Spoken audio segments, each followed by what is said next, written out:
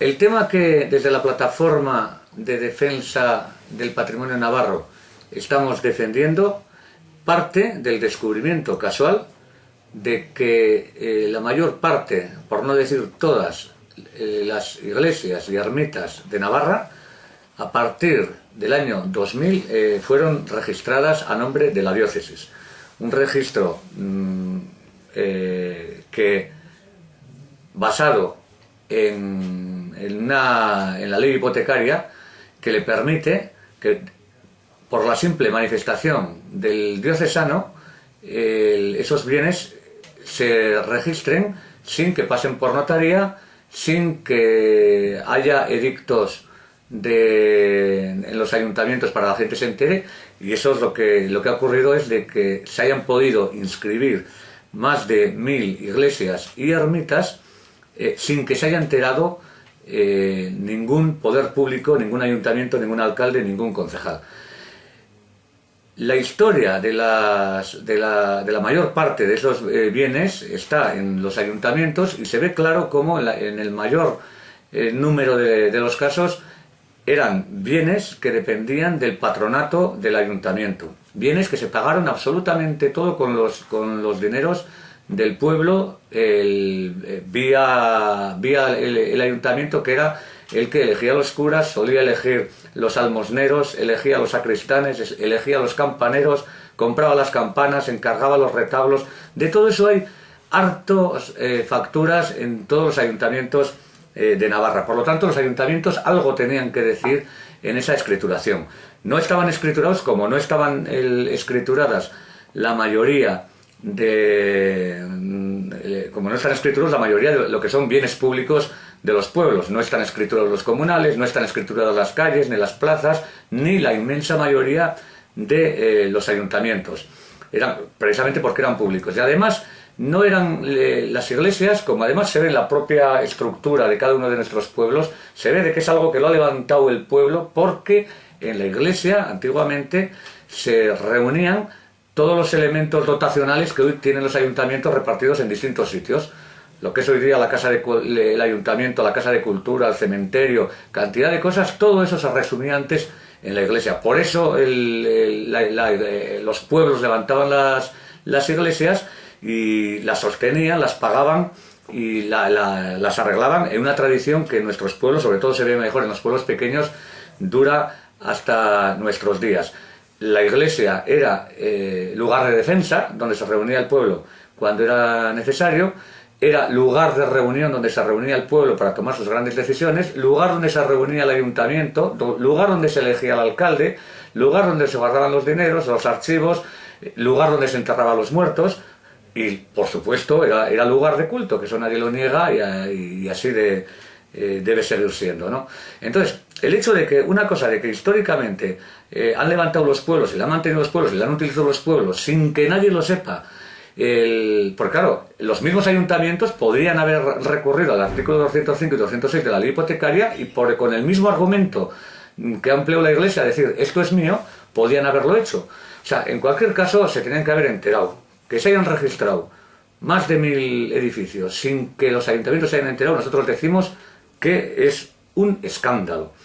Pero es que además no es ya algo que afecta que atenta contra la historia de esos edificios, sino que jurídicamente es más que cuestionable.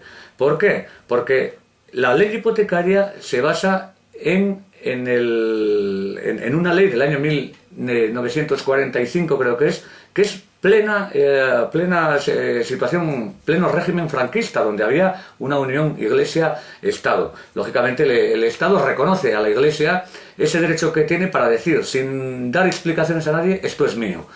Pero claro, después de la Constitución de 1978 ya hay algunas sentencias del Tribunal Constitucional y del Tribunal Supremo que cuestionan esa prerrogativa de la Iglesia y dicen, hombre, una vez que se da la separación de la Iglesia y Estado, la Iglesia debe someter para inmatricular por vez primera un bien en el registro de la propiedad, tiene que hacer, como todo bicho viviente, lo que tiene que hacer es demostrar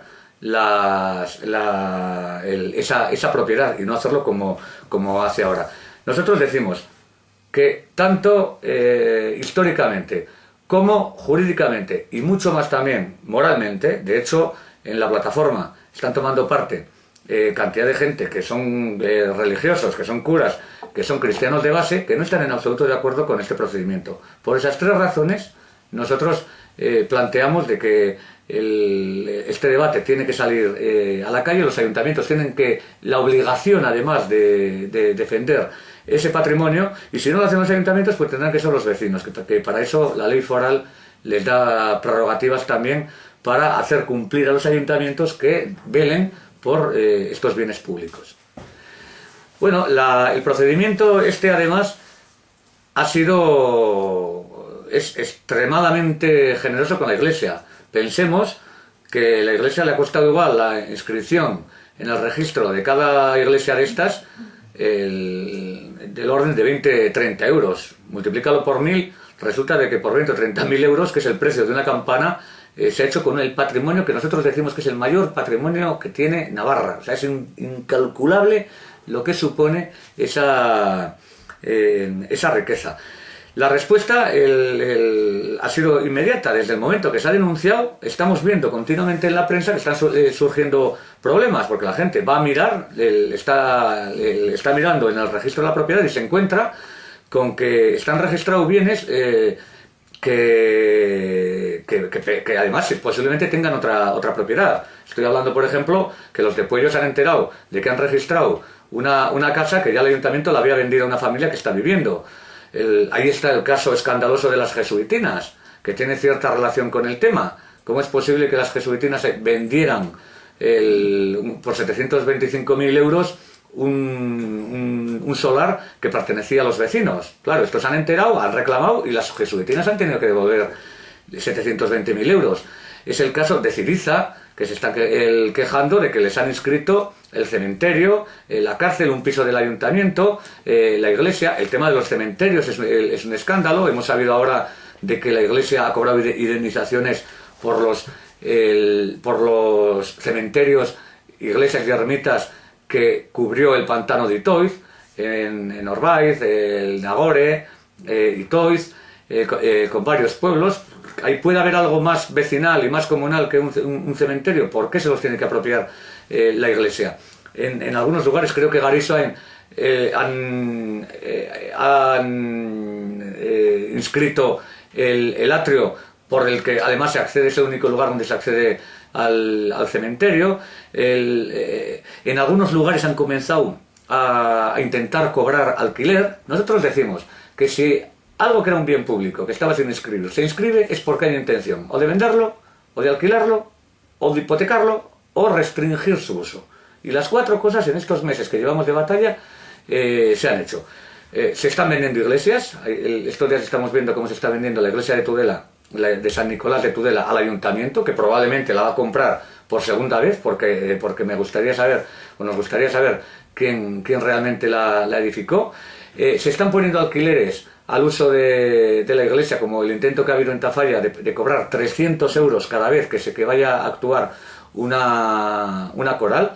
Se están poniendo restricciones, como el hecho que ha habido a una coral en Olite, de que le han prohibido cantar algunas canciones como el Maitía Anunciada o el Ene Maitía, que las han cantado durante cientos de años todas las corales del mundo en las iglesias. No puede haber canciones más pías y sin embargo las han restringido. Quiero decir que todos estos datos indican que la iglesia está ejerciendo de propietario. Y esto es una consecuencia de una privatización que va a causar grandes problemas porque los ayuntamientos, en la medida que sean conscientes de lo que han perdido, se van a meter en pleitos. Esto es una cosa que nosotros diríamos a la iglesia que era mucho mejor dejar las cosas como estaban. Nosotros decimos que esos bienes públicos se deben arreglar, como se han arreglado siempre, con fondos públicos, bien de los ayuntamientos, bien de las instituciones superiores, que deben ser abiertos, como ocurre en la Baja Navarra, en el Parralde, donde todo el mundo puede entrar, a las iglesias están siempre abiertas, y luego la iglesia lo utiliza para el culto, que para eso están también, ¿no? Yo creo que esa era la salida. Si lo inscriben y renuncian a esa posibilidad, nosotros decimos de que hay otro tipo de intenciones que las estamos viendo en los pocos meses que desde que ha saltado esta polémica, lo estamos viendo día tras día.